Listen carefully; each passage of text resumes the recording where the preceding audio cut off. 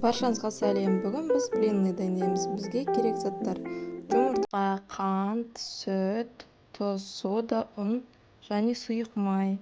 Қантымыз бен жұмыртқамызды жақсылап араластырып аламыз. Содан соң сүтімізді құямыз. Содамыз бен тұзымызды саламыз. Ұнымызды саламыз. 5-6 қасық сұйық майымызды құямыз. Жақсылап араластырып,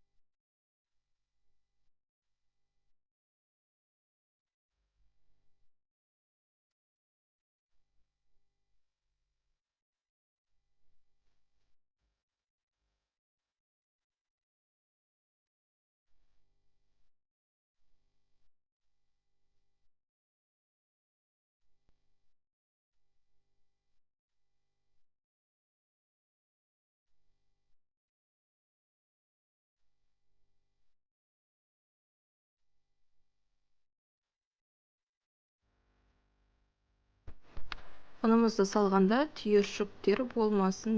Венчикпен жақсылап араластырсаңыздар, түйіршіктер болмайды.